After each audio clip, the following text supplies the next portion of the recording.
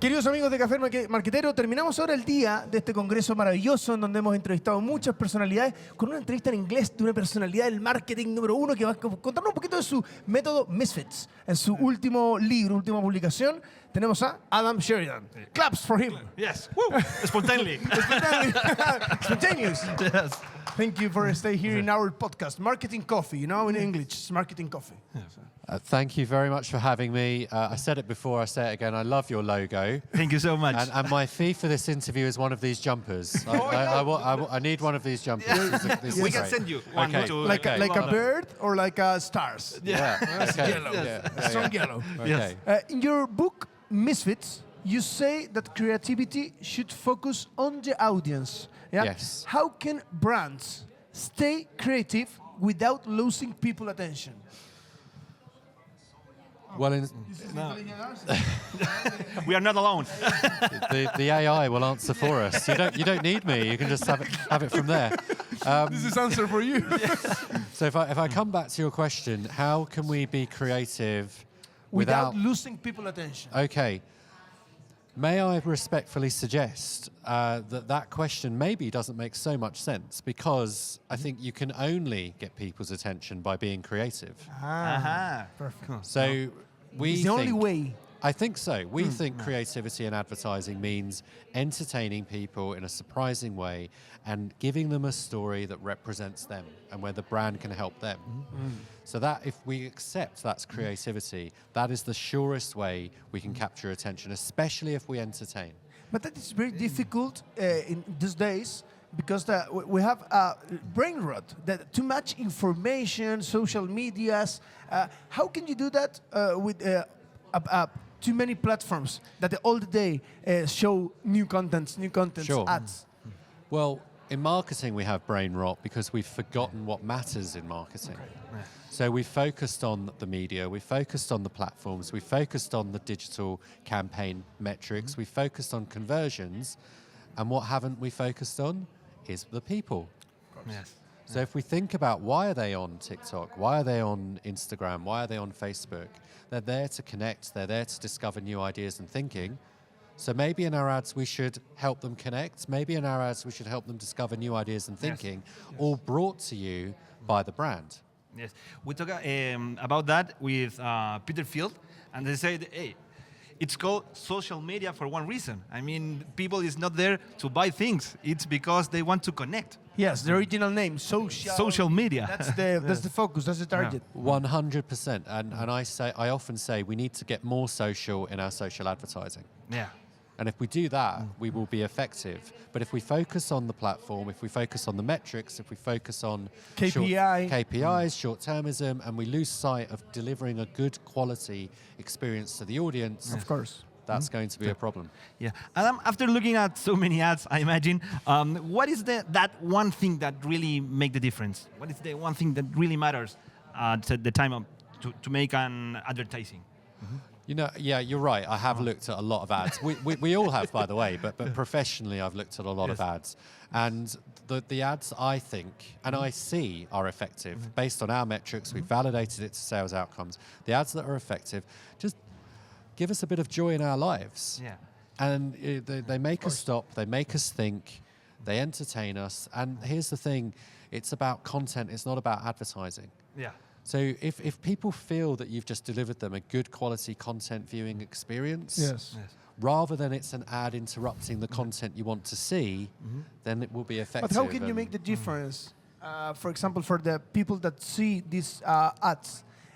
How can that people can see the difference to the ads or a narrative content to take your heart, you know? Well, in a way, it's, I think, when they don't really feel it's an ad and they don't really feel interrupted. So, in the talk that we gave earlier with the ad examples, I talked about an ad for Heineken where they're showing Daniel Craig on holiday. Yes. He's confused with the character of James Bond. That's a story. It's an entertaining story where the brand is a key part of the story. Of course. But it's not an ad for the brand. Yes. And I think, So content is the king right now. Absolutely. And it always has been. Yeah. If we think about like over all the eras of human history, what is the one thing that's remained constant? It's our interest in stories and entertainment. It's like Joseph Campbell, the journey of the hero. That you listen there? Yeah. That, for example, in Star Wars or in Chronicles of Narnia, yes, you have a journey of the consumer, in this case of marketing, is universal. Yes. That the theory of the communication is universal in all the brands that we have. Yeah, and you've just described a story archetype, right? Archetype, that's the word, archetype. And stories matter. We've got some research we're about to present at Cannes Lion in a few weeks where we've tagged different ads using AI and compared them to our effects metrics. Yes. And we see, so you guys have a scoop here, before Cannes Lion, we see that stories matter. Yeah. So familiar archetypes, familiar settings where the brand is included can increase behavior change effects. And we can talk about the brand features, we can talk about the brand value, but if it's in a familiar story where we feel represented, where the world around us feels represented, and where the brand fits within that, that's where it can really work so well. Returning to misfits. Yeah. How can the misfits mindset help brands stand out without using cheap tricks or trends? Well, I'm biased in what I'm about to say, but I think we see a lot of universal truths in the misfits mindset. So I don't think we need to lean on cheap tricks or fads or trends. Yeah. Yes. So it's a universal truth that entertainment matters in advertising and effectiveness. I think it's a universal truth that people engage with stories and engage with stories they can relate to. And I think it's a universal truth that if we have new ideas and thinking that can add value to our lives, we'll probably lead better lives as a result. And if we bring these three experiences together and we think audience first and when the brand fits within that, we'll be more effective. So in many respects, what we're seeing in Ipsos data sets are maybe things we've always known, but now we have the data, now we have the framework, we can remind ourselves of what's important. Yes, and the role of the loyalty in this creation of the marketing connection with the audience, the loyalty, the audience has loyalty with the brands. Is that possible? I think there's a lot of evidence to suggest that brand loyalty is a bit of a myth. In a way. In all honesty, there are always exceptions. So Apple, everyone loves Apple. Yes. Yep, there we go. Yeah. But there was an interesting piece of research. It was by a media agency. I forget their name. But Havas Media did. So I have Havas Media. So I have to give them credit. Okay. So they did a piece of research that discovered that if 85% of brands disappeared overnight, nobody would care. They would find an alternative choice. Oh wow! So I think this idea of brand loyalty is somewhat of a myth.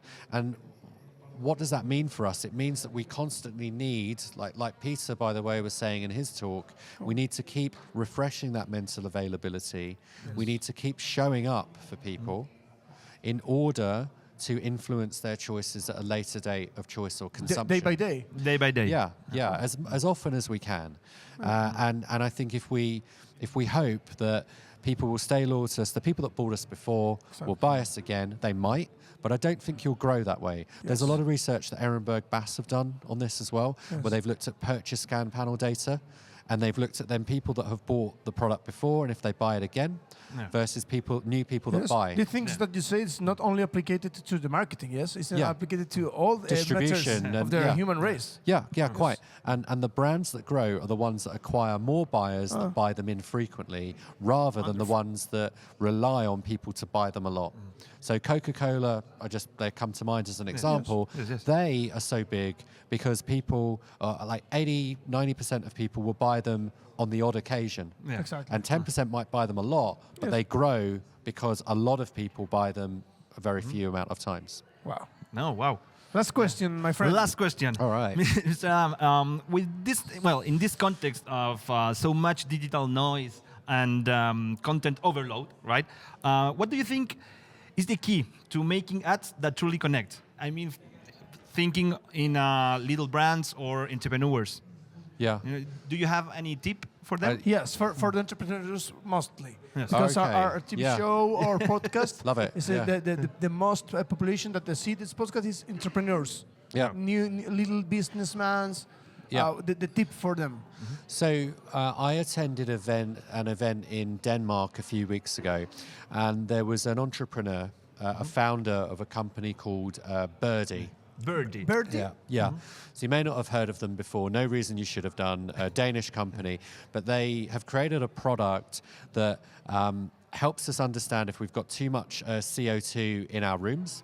Okay. And it's like a wooden bird, and the bird kind of drops if there's too much CO2, and then you open the window, and it's about fresh air in the room. It's like a dynamic that they It's that like they got do? a sensor, Yeah, and, with and the sensors? bird goes Yeah. up and down Okay. based on the Okay, quality of the air. understand. So anyway, why am I telling you the story?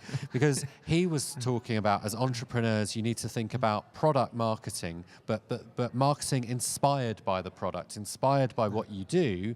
And then if you think about that, think about how your product serves your audience, in Yes. your case. The problem Then- that you're solving. Yeah, Our then- podcast, you know. indeed, Yeah. indeed. Okay. And then out of that, I think will come the ideas and thinking for your ads, rather than just thinking, let's talk about a feature. Like, think about what is the impact of what you do.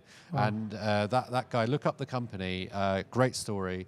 And that's an example that comes to mind for me, for entrepreneurs. I think for some of the brands here, just to speak on their behalf briefly, and in some research, again, we'll show it at Cannes Lion, those familiar story archetypes. You said, like, how do we connect? Yes. Familiar story archetypes, like the family around the table, the grandmother who maybe tells us things we don't want Always to that hear. connects Yeah, with the audience. and that will connect with the audience, and it gives us that vehicle by which we can talk about the brand and the impact we make. So I think entrepreneurs, impact of your product, and actually brand's impact of your product, but perhaps with familiar story archetypes, like the family around the table, that can work. Mr. Sheridan, thank you Thank you so so much. Very much welcome. for staying in our Very welcome. podcast. We hope that Pleasure. in the Yes. future, when you want, you stay in the set television of our TV show and our podcast. Of course. It's a great honor to have to. Absolutely a huge honor. in that Yeah, set. thank you so much for your Honor for time. me as well. Thanks, guys. Thank Thanks you for so the work much. you're doing. It's great. Muchas gracias a todos. Adam Sheridan, lo pueden seguir, sus libros, sus redes sociales. Un gran invitado. Y terminamos con esto, la jornada de Café Marketero en ICARE. Así es. Nos vemos. Chao.